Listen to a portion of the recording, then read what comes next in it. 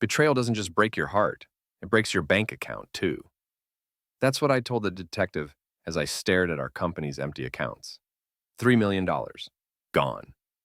Along with my business partner of 8 years, I'm Thomas Mitchell. And this is how I lost everything, then got it all back. The morning started like any other Tuesday, coffee in hand, laptop open, email notifications chiming.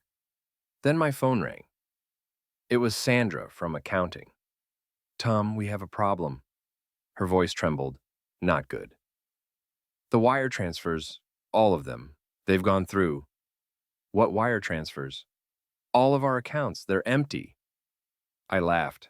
Had to be a mistake. Check again, Sandra. I did, 3 times. I set my coffee down, spilled some on my desk. Get me Mike. Michael Donovan, my partner since 2015, the financial genius behind our tech consultancy firm, MD Solutions. That's the other thing, Sandra said.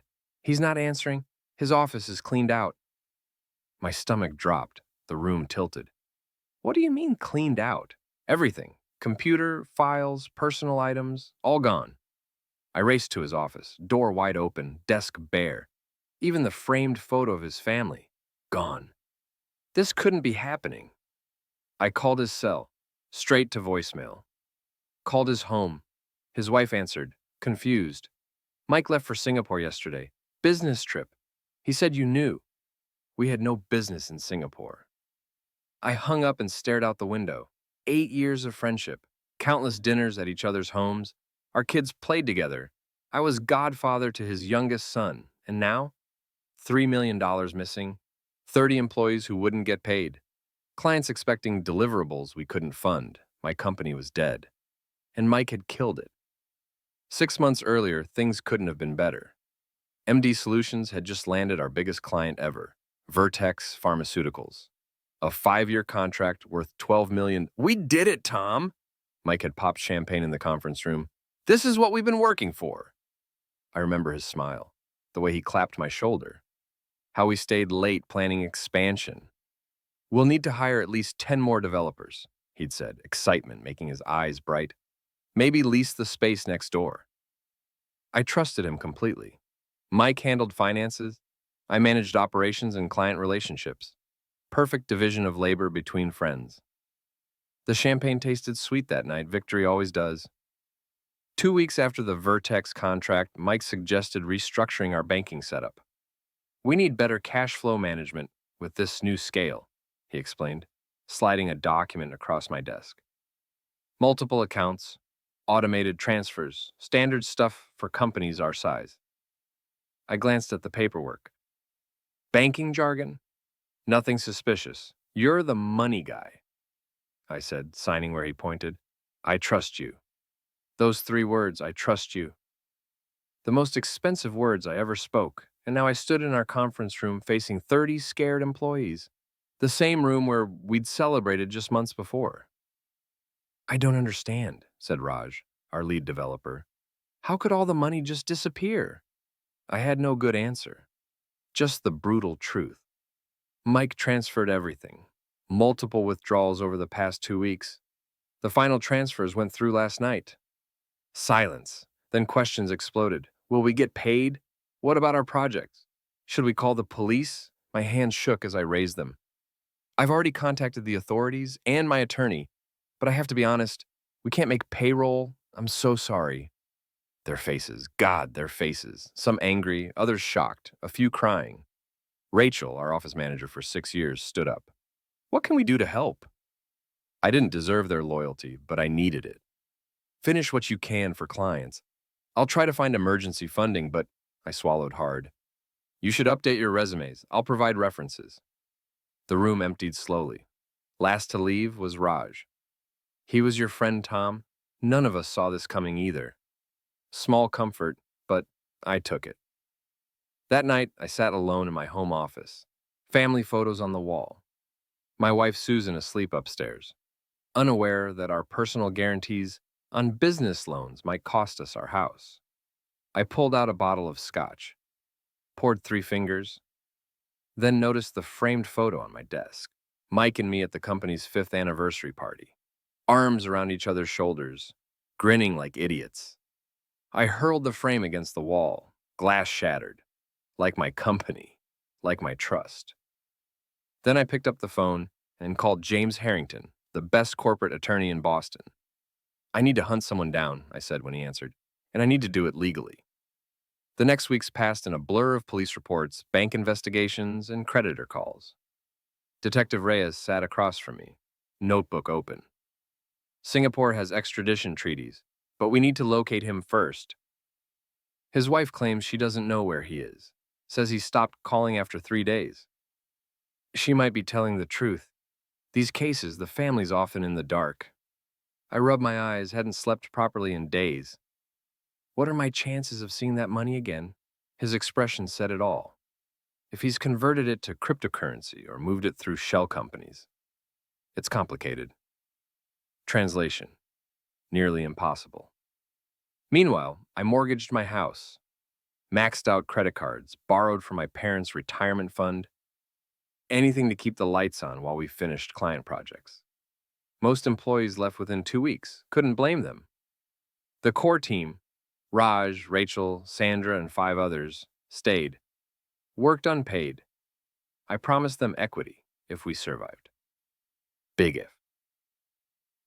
Vertex Pharmaceuticals gave us 30 days to deliver or void the contract. Our lifeline and noose in one. I worked 20-hour days, coded alongside Raj, made sales calls, delivered coffee to the team at midnight. My marriage strained. Susan supportive but frightened. We might lose everything, I admitted one night. She took my hand. Things can be replaced. You can't. I didn't deserve her either. On day 29, we delivered to Vertex. Barely functional, but it met specifications. Their CTO called personally. Heard about your situation. Impressive that you delivered. I held my breath. We're advancing the next milestone payment. Should hit your account tomorrow. First good news in a month? Enough to make payroll for the skeleton crew, not enough to save the company long term. But it bought time, and time was what James Harrington needed. He's in Bali, James said, 3 months after Mike disappeared. I sat straighter in my chair. You found him? Private investigator, expensive but effective. Your partner's living in a villa under the name Michael Davidson. Can we get to him, legally? James smiled thinly. Indonesia's extradition process is challenging, but I have another approach. He outlined a plan so audacious I almost laughed. That's insane. Will it work? Possibly, but we need evidence first. More investigators, more fees, money I didn't have. But hatred is a powerful motivator. And I hated Mike Donovan with every fiber of my being. 2 more months passed. The company limped along. We sublet most of our office space, downsized to essential operations only, focused exclusively on the Vertex contract. I sold my car, stopped taking salary. Susan went back to teaching full-time. Then James called again. We have it. Bank records, transfer documentation, even emails. He didn't cover his tracks as well as he thought. Enough to prosecute? Enough for what we discussed. It's ready when you are.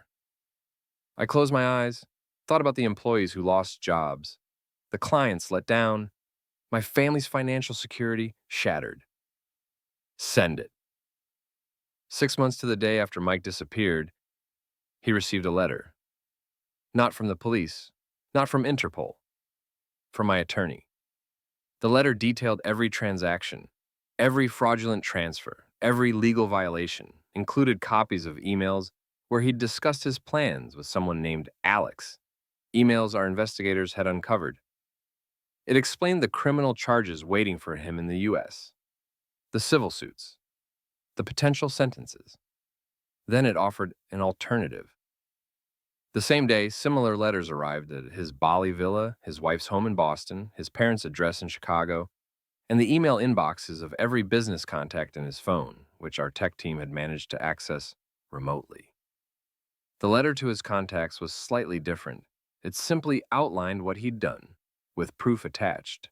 No threats, just facts. 3 days later, my phone rang. Unknown number. You son of a bitch. Mike's voice tight with fury. I said nothing. You think you can threaten me? Expose me to everyone I know? Still silence.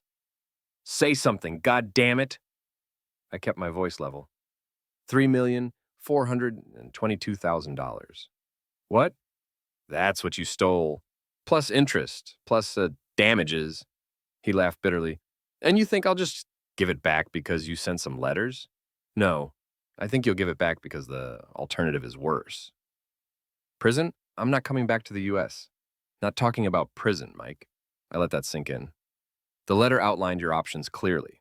Return the money, all of it, or every financial institution, business contact, and government agency in every country you might ever want to live in gets a complete dossier.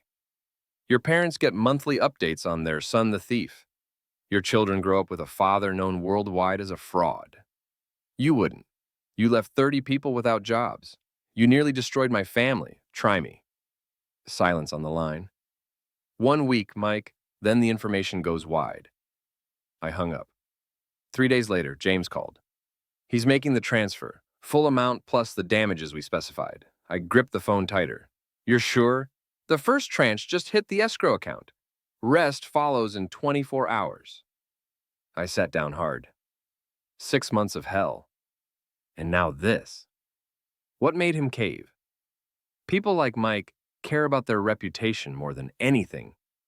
And your evidence package was comprehensive. Comprehensive. The emails, the transfers, the photos our investigator had taken of his luxury villa while he should have been broke. Most damning, his conversations with Alex, who turned out to be a woman he was having an affair with. Conversations where he'd boasted about his plan. The money returned wouldn't undo the damage, wouldn't bring back lost employees or erased opportunities, but it would keep MD Solutions alive. And more importantly, it would let me sleep at night. 1 year later, I stood in our new office space, smaller, more modest, but alive. 15 employees now instead of 30. All shareholders, as promised. Raj had become my new partner, properly structured this time, with safeguards and oversight. Vertex remained our biggest client. Their loyalty, after our crisis, had earned mine forever. The rebuilding hadn't been easy. Trust issues haunted me. I double-checked everything, questioned motives constantly, slept poorly. But we were here, surviving, growing again, slowly. My phone buzzed, text from Susan. Don't forget dinner, 7 p.m., anniversary. I smiled. Some things had actually improved. Near disaster has a way of clarifying priorities. As I packed up to leave, Rachel knocked on my door. You got a weird email. Thought you should see it. She handed me a printout. From an anonymous account. I'm in Malaysia now. Started over. For what it's worth, I'm sorry. Not for taking the money. You were always going to be more successful than me. And I wanted my share. But for the friendship. That part wasn't fake. I stared at the paper. Felt nothing. No anger, no satisfaction. Just emptiness, where 8 years of friendship had been. I crumpled the email and tossed it in the trash. Any response? Rachel asked. I shook my head. Some debts can't be repaid. On my way out, I passed the small conference room. The team was gathered, working late on a new proposal, laughing about something. I paused in the doorway. Need anything before I head out? Raj looked up. We're good, Tom. Just finishing the Meridian pitch. Don't stay too late. Says the workaholic, someone joked. I smiled. This was what mattered. Not Mike, not the money. This team, this company. The trust rebuilt, stronger than before. As I walked to my car, I thought about Mike's email. His claim that I would have been more successful anyway. Maybe true, maybe not. But I knew one thing for certain. Success isn't measured in dollars stolen or even earned. It's measured in the people who stand beside you when everything falls apart. By that measure, despite everything, I was the richest man I knew. I drove home to my wife, to our anniversary dinner, to the life we'd saved from the ashes of betrayal. Some partnerships break you. The right ones remake you.